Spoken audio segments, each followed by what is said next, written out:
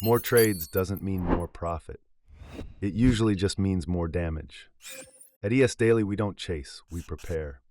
We wait for shelves, we wait for structure. Then we wait for price to prove it. And only when the reclaim comes, we act.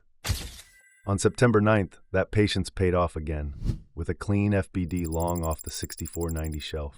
One entry, 3 targets, a stacked runner, all from one plan, mapped in advance. Less trades, less noise, more clarity.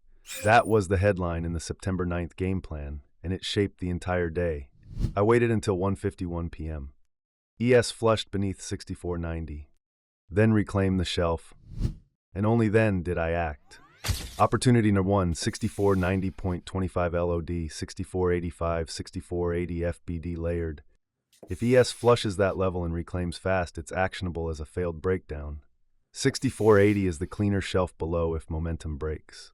This was the map, shared hours before the entry.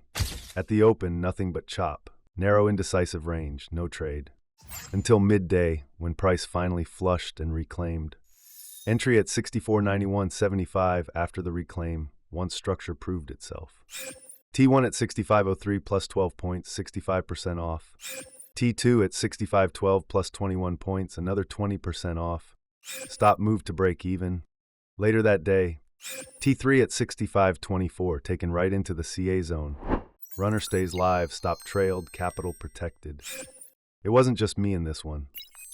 Traders inside the ESDaily room were right there too. The playbook never changes. Map clean shelves pre-market. Let price flush and reclaim. Execute only when structure confirms. Scale out with discipline. It's not magic, it's a repeatable system, shared every morning inside ESDaily. If you want trade-ready levels, opportunity zones, and the exact shelves I'm waiting for, join me at ESDaily.com. Subscribe, follow the game plan, and let the market come to you.